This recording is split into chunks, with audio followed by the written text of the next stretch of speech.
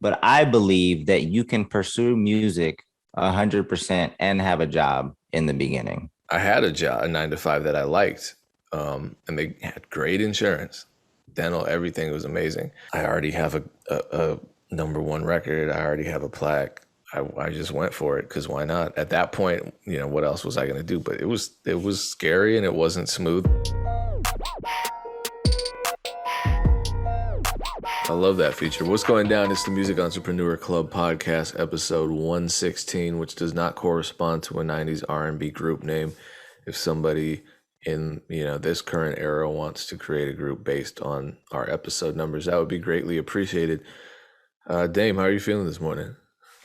I'm feeling good. And speaking of groups, man, we need more groups. We need more rap groups. We need more R&B groups. I know I talked about this with a recent guest, Thurs, and we talked about, we just kind of brainstormed some reasons why they're not as many groups these days. But groups were cool, man. Like there were just a lot more groups coming up. And I know that financially, that's probably the biggest reason, just financially, it's hard to make it make sense, hard to keep groups together.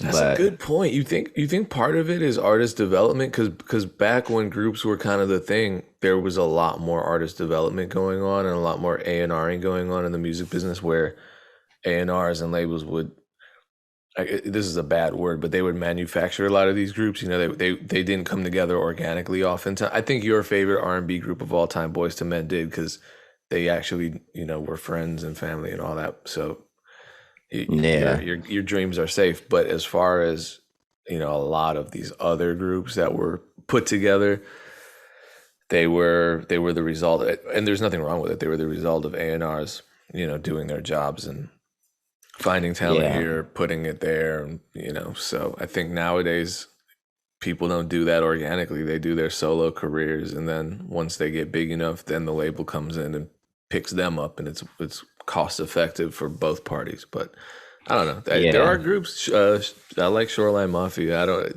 I don't know how much of a group they are in terms of their. I think they broke up. They did? I think so. So I think what you mentioned is a big piece of it. There's the lack of A&R. A&R shifted more towards data and things like that. But then just financially, in terms of investing in a group, everything is multiple, right? Like multiple plane tickets, multiple, recording budgets, maybe. Everything just doubles or triples, in terms of the cost. And then it's just hard to keep a group together. I think there's this mindset, the self-made, do it on your own. Like a lot of people have that and maybe aren't even looking to collaborate or be a part of a group. But groups just bring so much great energy, and it was just fun and exciting to watch how groups move and the different players within groups. As there are fewer R&B and rap groups, there's way more collaboration on the production side of things. That's dope. I mean, producers collaborate better. Yeah, evidently. I mean, if you look at the Drake album credits, it's just 5-10 producers working on each track. So that's just kind of what we're doing now. Yeah, not me personally. We collectively. I wasn't on the Drake album. Yeah, and so man, I'm good. Other than that, we announced our Whole Crew of Stupid live comedy show. It's a monthly comedy show here in LA, but it's also a ticketed live stream. So I'm super excited about that because I've never done a ticketed live stream. I'm not sure. I see other people doing them very successfully. But we had Tony Hartman from Moment House on. Moment House is a platform that helps artists with their live streams. They've been working with like really big artists like Halsey, just like bigger artists, and they've been selling a shitload of tickets. They work with independent artists and smaller artists too. But I think there definitely is a market more than people would think for a live stream experience. So it's something that we've talked about on the MEC. It's a revenue stream that's available to artists that have a following. So it's something that people should explore. You don't have to be as big as Halsey to do a live stream, but we're going to try it. Ultimately, we want this show to be a television show. So we thought it'd also be a great kind of brand builder, but also having a live show we can invite, movers and shakers to the show to actually see it, feel the energy, meet the cast, and hopefully raise the profile of it and get it on TV at some point. When does it start? October 7th, and we got a music component to it as well. We got DJ Head DJing, and then we have Crooked Eye closing out the first show. I got to ask him, because obviously he's been King Crooked for a minute. He's never said, "Hey, don't call me Crooked Eye anymore." But when we promote it, we say King Crooked. But every time I refer to him, I'm just stuck using Crooked. I got to ask him if he wants me to stop doing that, because. But anyway, he's closing out the first show, and then every month going forward, we'll pick a different artist to close out the show. So there's music that's part of it. Shout out to Crooked. Yeah, just take the eye off and you're good, because the Crooked part is consistent at least. Yeah. And we have we have a song associated. Obviously, it's a show, so we have a song associated that we got. This is the first song that I released in a minute. Outside of 1 week notice, this dropping soon. You should hear at least a single this month. I'm looking forward to that. If not the very first part of next month. But I got to circle back with Revolt today to see where we are with the documentary.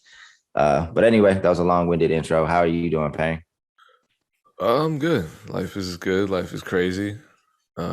Speaking of life being crazy, I know you wanted to talk about another, and I too want to talk about another topic inspired by the response to a tweet or a Instagram post or whatever where we're getting commentary on. I think both of us have this thing where we will post something on the MEC page and it doesn't seem controversial at all to us, and like I kind of know. And I am sure you do. I'll just be honest. I kind of know when I'm about to post something that could be controversial or contentious. And then I kind of have to consider, well, how important is it that I say this? And how important is the conversation that ensues from this post? And if it's just divisiveness for the sake of clicks, then probably I shouldn't post it. But sometimes I'll post something where I'm like, this isn't controversial at all, or I just really want to make a point, but I do it in a respectful way, and everybody, well, fuck you, you don't know me, you don't know shit, fuck you. And I think you kind of had that experience, not to that extent. So it's the way that it's worded. So when I look back and say the way it's worded, it kind of creates two buckets. So if you fall into one bucket and you can feel attacked. So basically the Instagram post said a lot of cats say a 9 to 5 is not for them. They're right. They don't have the discipline or the work ethic to work 8 hours in a day, 5 days a week. Because I think a lot of people that bash a 9 to 5 literally can't hold a 9 to 5 because working 8 hours a week is foreign to them, or it feels like a lot. And it is, like, working 8 hours a week, 8 hours a day is tough if you're really working 8 hours, right? So yeah. I think the way I worded it kind of only created two buckets when there's a bunch of buckets for, a response or, where you can be positioned on this. But my thing is like, I just don't like the way that we're hating on. And it starts with people like Dame Dash and others that like say that being an entrepreneur is the only way to create wealth or to be happy. Like, a lot of people are happy with their 9 to 5. A lot of people have made a lot of money with their 9 to 5. A lot of people are both, like they have a 9 to 5 and they're an entrepreneur. Like there's so many different ways to create happiness, create wealth, provide for your family. And I think just kind of shitting on people that have a 9 to 5, like they're some part of a matrix or some part of a system, or why are you working for the man? Like, that's ridiculous. Like, a lot of people are super happy with their 9 to 5. And a lot of people are not happy with their 9 to 5.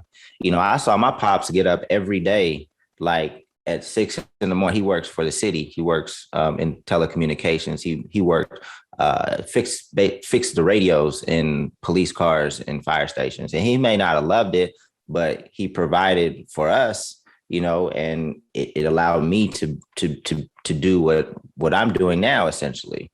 So I just don't like people that bash 9 to 5. If you're not happy with your 9 to 5, then you work or go to school or figure things out until you get a job that you do like, or you create a job that you do like. But I respect anybody that's providing for themselves or their family if they have one, and is happy doing what they're doing. Like if that's what it is, if a 9 to 5 is what you do, like how can you not respect that if they're providing for themselves and their family? I don't get it. Yeah, okay, we have Um, similar experiences then because my father worked for the city too, and he was cleaning and driving.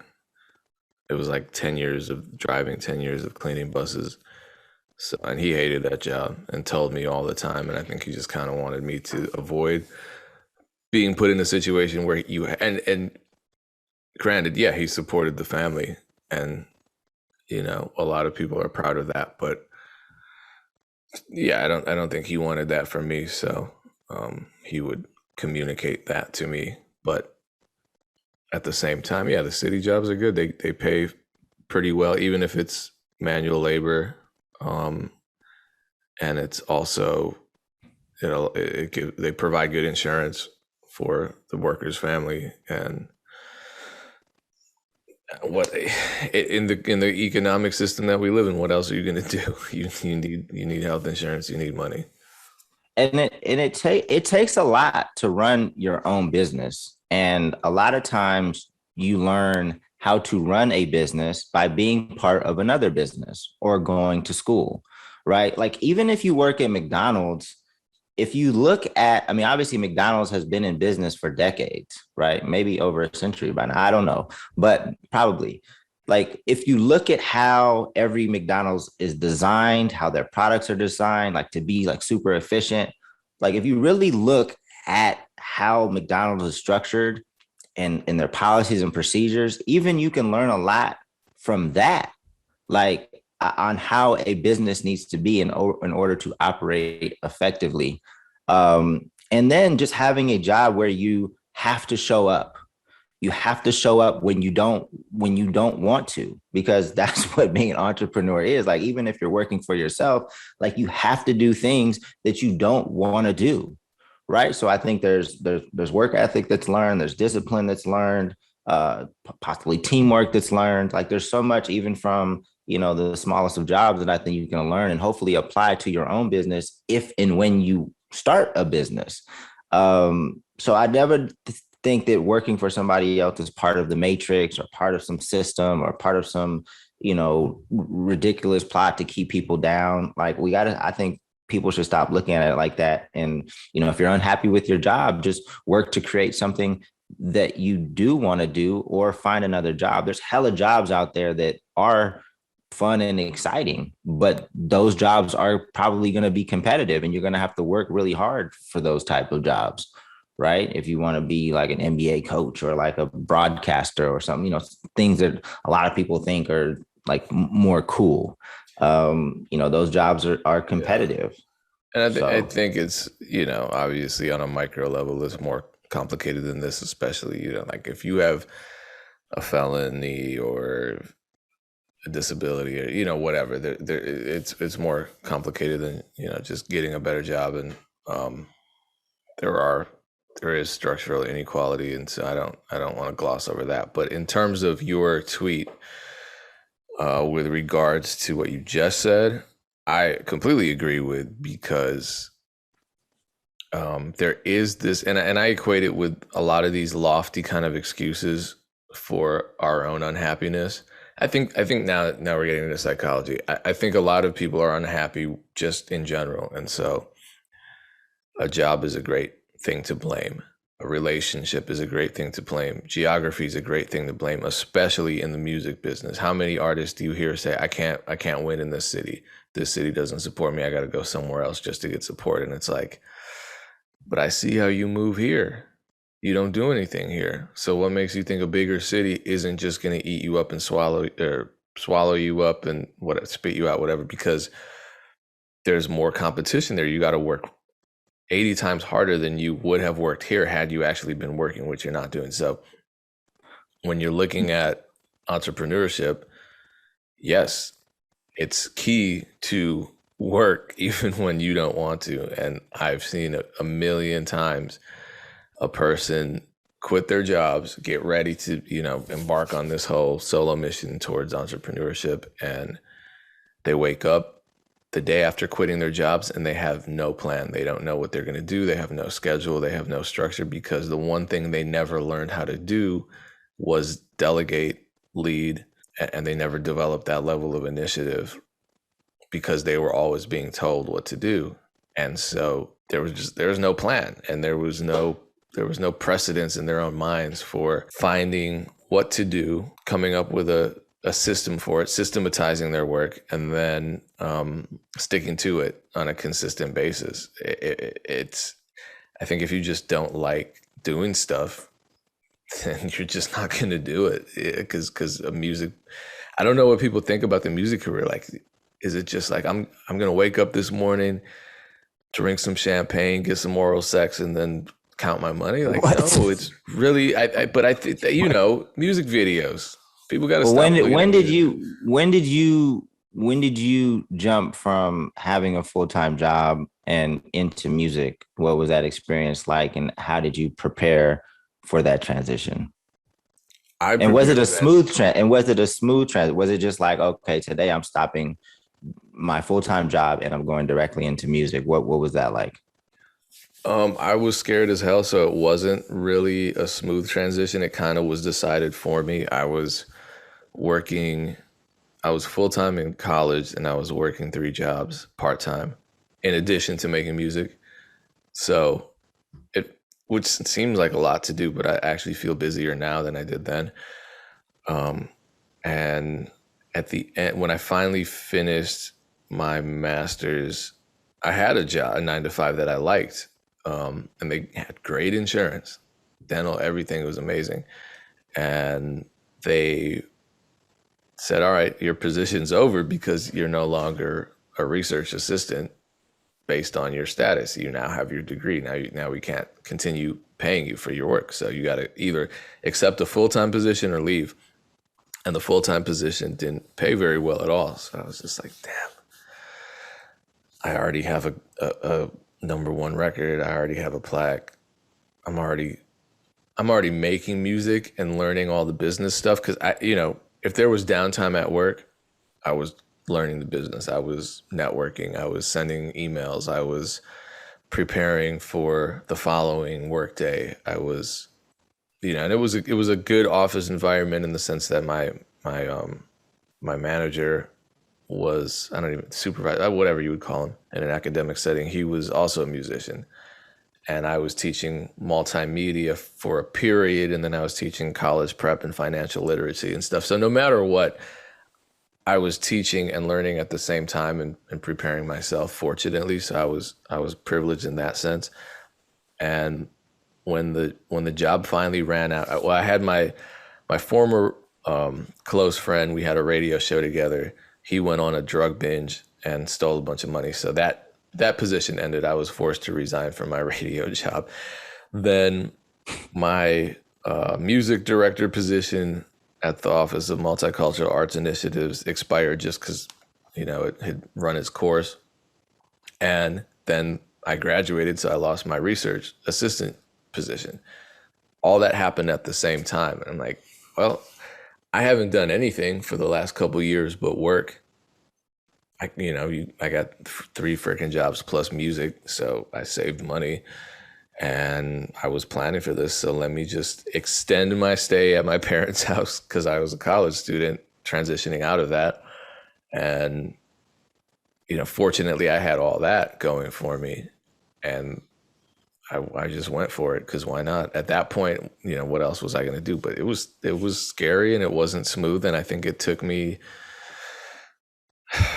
I was making enough money to survive, but then again, I was definitely leaning on my family a lot. And once I left, I was in a way better financial position than I think I ever could have been had I not had that support, and had I not been kind of planning, not so much intentionally, not like every day I'm writing down my master plan to take over the music business or anything like that, but just I was so used to just working all the time that the transition in the regard of, waking up and getting to, the tasks at hand, that part was easy.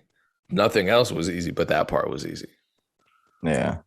Yeah, for me, I was working as a consultant, got laid off when we decided to start the label.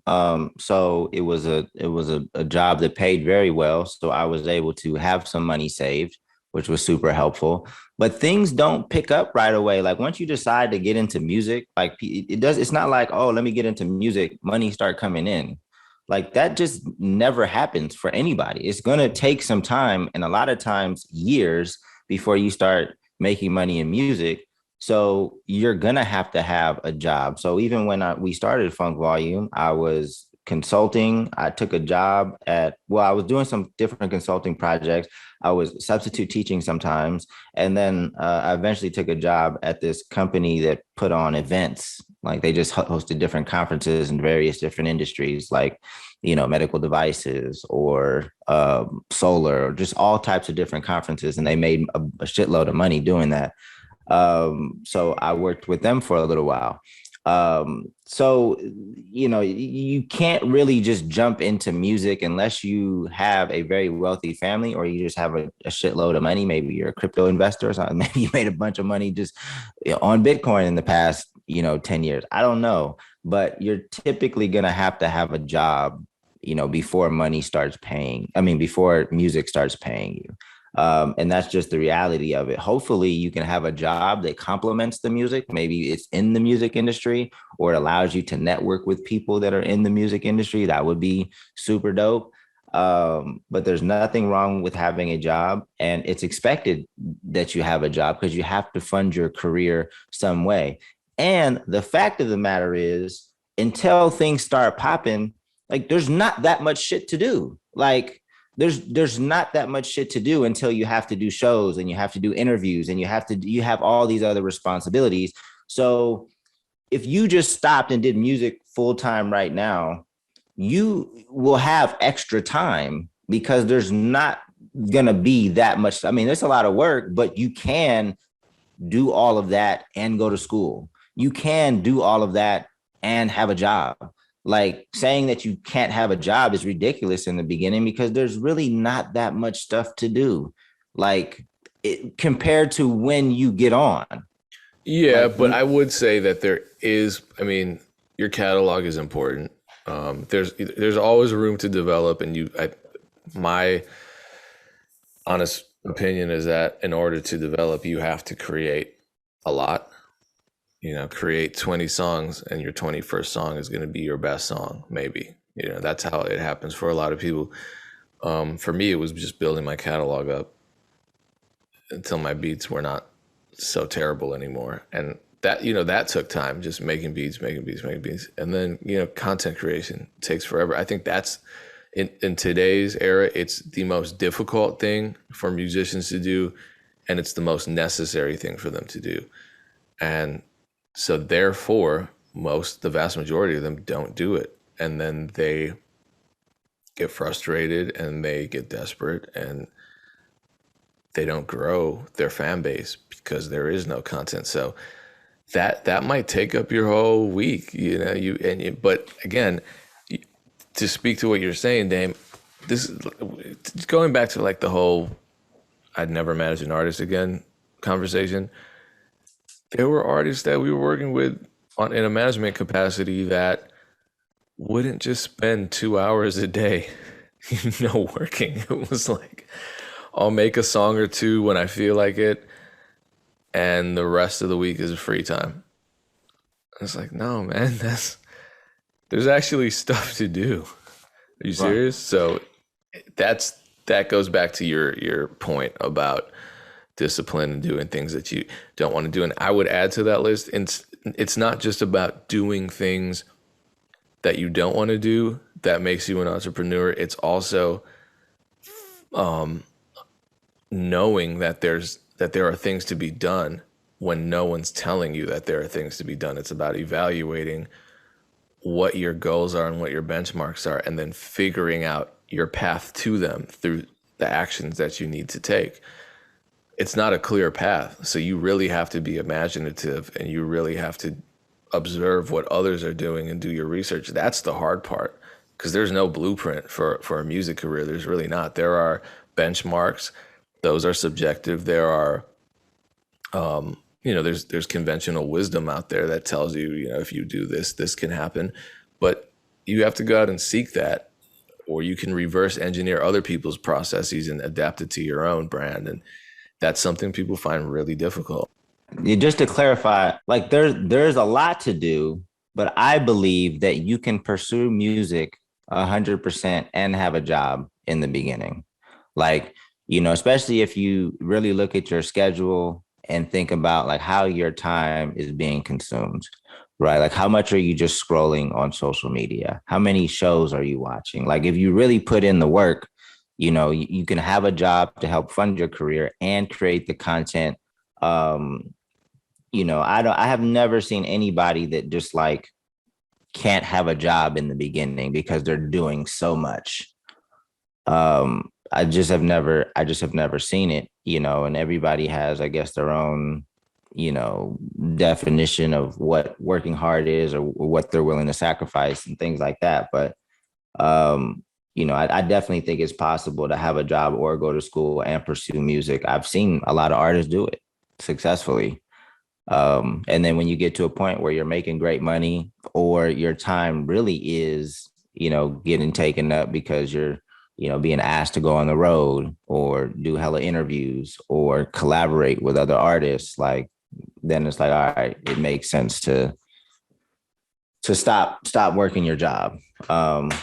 But a job is just a must for most people. How do you gonna live? Everybody can't be a boss. Yeah, and I think it's also just intentionally looking at your job as what it is. I mean, if you love your job, I think it's more of a dilemma. If you love the security that a job offers you, I think that is problematic for you. It's going to be problematic for you because you're going to waver a lot between what's scary, which is pursuing your music career, your creative career, your own business, versus the security from having that job. And I see people who are always kind of one toe in, but they never fully step into that realm, and so their business doesn't grow. And also, if you just want to make that jump and you're looking at a job that you don't necessarily like as a way to fund that, then here comes spending habits and financial literacy into the picture, because it's like you might be miserable at your job. So every day after your shift, you go and get drunk, or you go and buy some shit to make you feel better or whatever. And at the end of the week, you've saved just enough money to, pay all your bills. And then it's like, all right, there's your YouTube ads budget and your music video flops, or, whatever it is. So this is a big conversation. Well, we could switch topics though, Payne. What did you want to talk about today? Well, it fits in nicely with what we were just talking about. Specifically, when you started talking about how money doesn't come in right away when you transition over to pursuing a career in music, and it doesn't. And I've had a couple conversations on the MEC live sessions on BeatStars, which happen for free Monday and Thursday at 3 p.m. Eastern Standard Time, beatstars.live. I recently had a conversation with Chu, and then I had one with Minnie, producer, and they both touched on the topic of desperation. When desperation hit them and they started moving on desperation, or they observed other people moving on based on desperation, they made a lot of mistakes. I know Chu's point was, when producers are desperate to sell beats, they're so focused on selling beats, they don't focus on actually making good beats, or they're not focusing on the process of getting their business right. And so as a result, they end up not selling beats because the focus is on the sale, not everything that leads up to the sale. But I know on days that I'm feeling desperate financially, I just have bad beat sale days. I feel like that energy is just kind of transferred. But metaphysics aside, I had a producer recently reach out to me and ask how much I would charge to manage them and get them placements, and that they also made it clear they were willing to give me some of their publishing if I were to help them. And this is what desperation can do. And my reply was just like, dude, don't ever pay for management or offer someone money for management. Because desperation will make you reach out to a person who publicly said he will never manage anyone in his life, and then ask that person to manage you without them even hearing your music or knowing so much as your first name. And then you're willing to pay for that. Don't do this to yourselves. And I get it. I've felt desperate. I mean, it took me 10 years to get my first placement.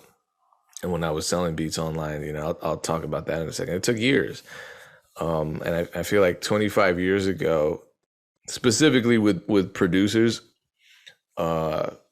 up and coming producers were just trying to make beats because it was so cost prohibitive and hard to do at that point. You needed so much more than you do. And today, upcoming producers are more focused on selling beats because it's easier to make them. And, a lot of us are talking about selling them. And there's nothing wrong with that. I just want to make it clear. I'm not blaming anyone for wanting to make money off their art. And I'm not saying, don't try to sell your beats even if you think they're bad. Do whatever you want. Start your BeatStars store right now. If maybe opt for the free version for now. Maybe don't start running ads and spending money on that to market your beats if it's your first year. But do whatever you want. I can't predict the future for you, but manage your expectations, as Dame was saying. On the one hand, believe in your future, no matter how little success you're seeing right now in this moment. But on the other hand, manage your expectations. You're not going to wake up probably to $1 million. It's all about small steps. And I always use the college analogy. Medical school, for example, it's over 10 years.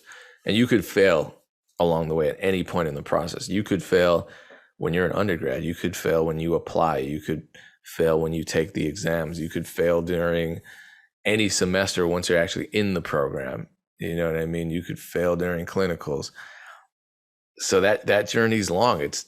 Making music might not take 10 years or hundreds of thousands of dollars like medical school, but learning how to sell beats might take 10 plus years. Because you have to learn how to make beats, you have to learn how to brand, you have to learn how to mix, you have to learn social media, you have to network, so forth. So giving yourself time and being forgiving rather, is, I think, necessary. And it took me a long time. And I know we were talking about Mike Trampy earlier off camera, but I never had an online beat store until BeatStars. And the only reason I even signed up was because Mike Trampy told me to.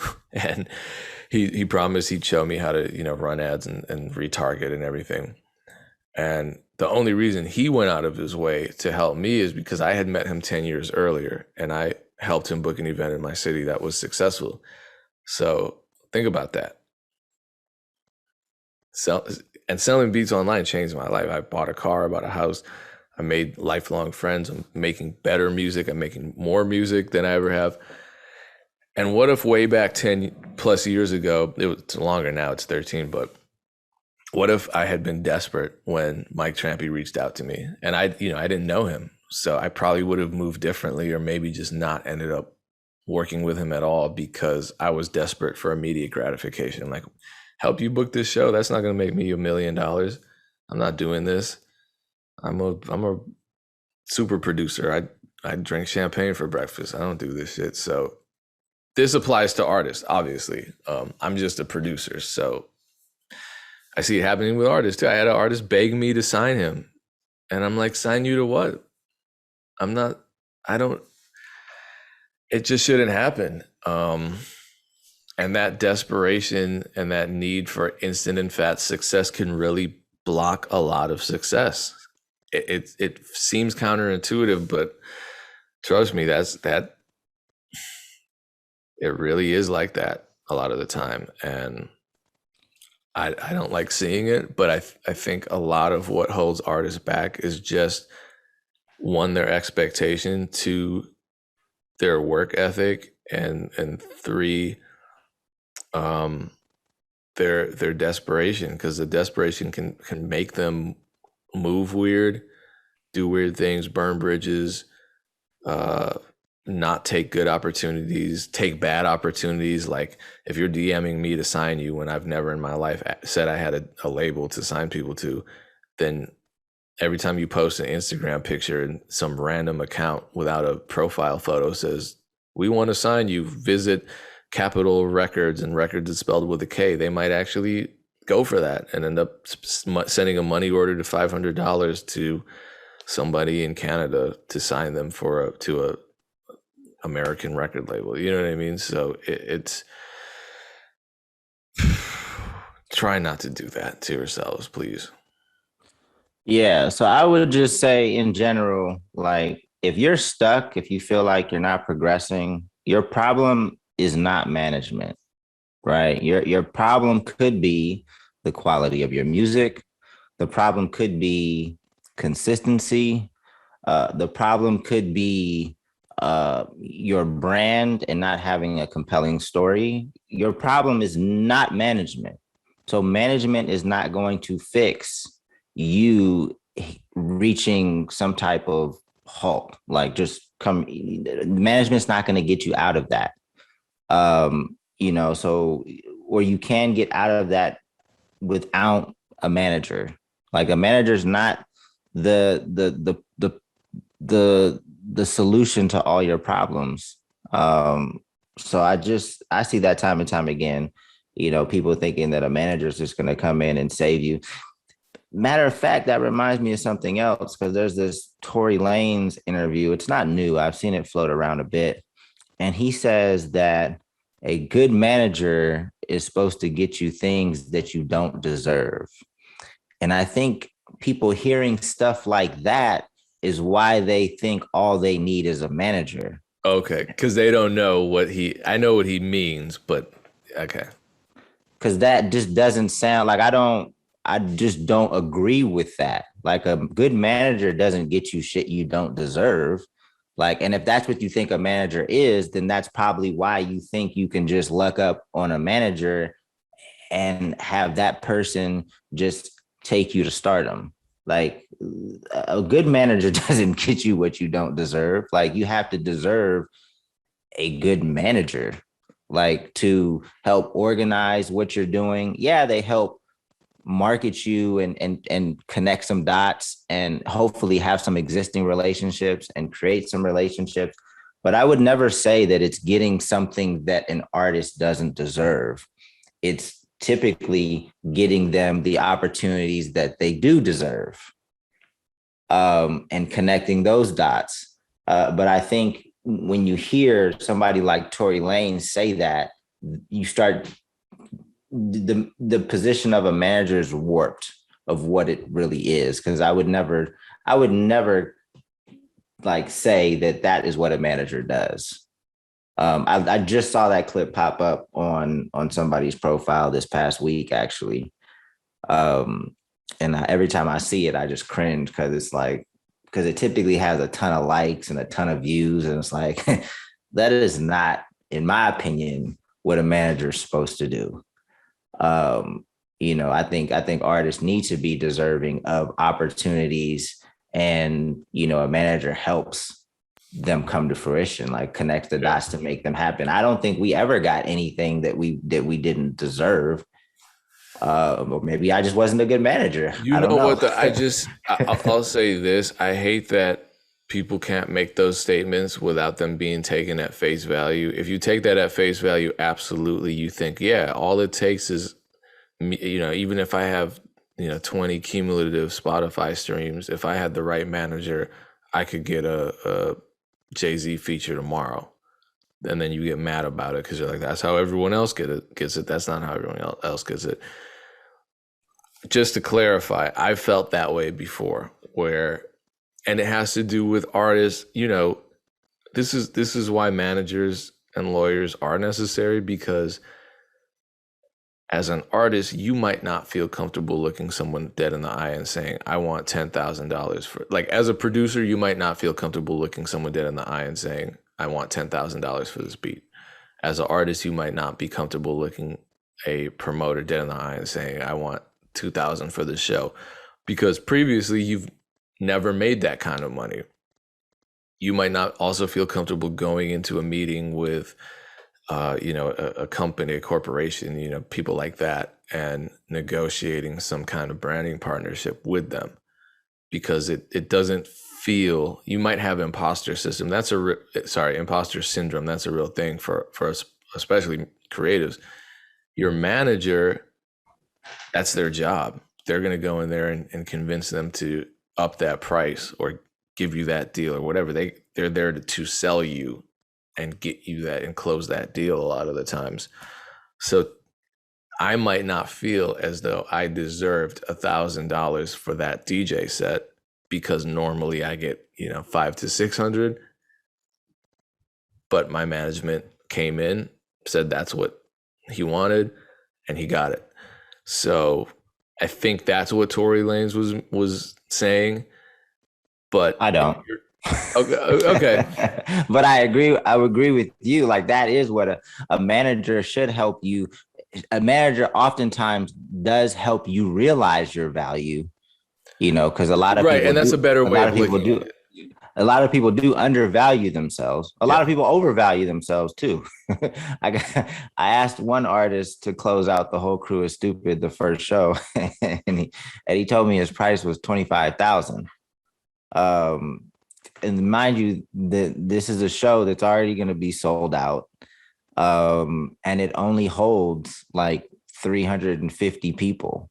So where he thought we were going to get 25 grand to pay him, or why he thought he deserved that much, was beyond me. I'll tell you off camera who it was, and you're going to be like, what the fuck? Like, so anyway, so yeah, artists oftentimes undervalue and sometimes overvalue themselves. So I think a manager's job is to, get your value, and maybe a little more at times. So I agree with everything you said, and maybe I need to watch a fuller clip of what Tory, but I don't think that's where he was going with it. But that's another thing. It's like we see these clips and think we understand what people are saying, or think we understand the business, in 60-second clips. Like, we can't teach you the business in 60-second clips. We can't teach you the business in a TikTok or an Instagram reel or a story. Like, you're not going to get the full picture, and the nuances involved in different, situations in the music industry. So yeah, I think that Tory clip makes me cringe every time I see it. A lot of stuff makes me cringe just because I know what people are going to believe the clip is actually trying to convey, as opposed to the impact it should have on people. But hey, we experience that every day. Yeah. And maybe, people are cutting these clips on purpose to get, additional views. And a lot of times, most of the time, it messes up the education component, because you take it out of context, but it'll get more views, it'll get more clicks. Yeah. But yeah, maybe I need to find that fuller. Oh, I don't know. I'm not doing that. But yeah, a manager is not supposed to get you things you don't deserve. Hopefully the manager helps you get the things that you do deserve. And if a manager thinks even if a manager, because I think his manager is, I forget his name, but he's like, he doesn't do Rolling Loud, but he does like big festivals. So he was able probably to put Tory on festivals, very early in his career, before he like technically deserved. Maybe that's where it comes from.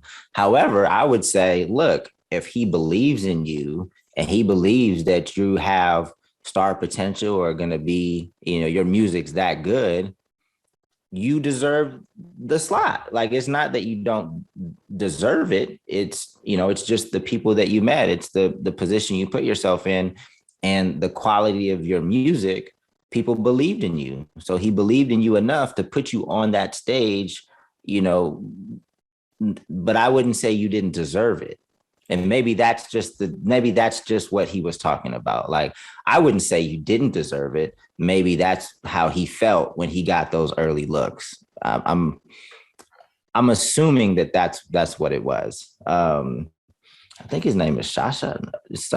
Anyway, he's a pretty big promoter down in Texas, and he's done like really big festivals, and he manages Tory. I think he still manages Tory. So that's probably where that statement comes from. So anyway, don't look for managers to get you shit you don't deserve. You should, be creating value, creating dope music, and hopefully partner with somebody that can get you the things that you do deserve. That's how I would look at it. Yeah. Okay. Then let's end on a note of agreement. Because I think we're saying the same thing. Once again, this is the Music Entrepreneur Club podcast powered by BeatStars. We're live every Monday and Thursday at 3 p.m. Eastern Standard Time with our free music business mentorship program. There's no excuse not to join. Just log on to BeatStars. I'm about to sneeze. Just log on to beatstars.live, or you can get a text alert every time we go live. I hate allergies. Dane, what's the number that they can text to get alerted? The number is text MEC to 844-206-7800. And you can get a text right before we go live. Make it super simple for you. We got some dope sessions coming up. All right. I'm about to actually prepare for my session right now. So appreciate you tuning in. Peace, everyone. Peace.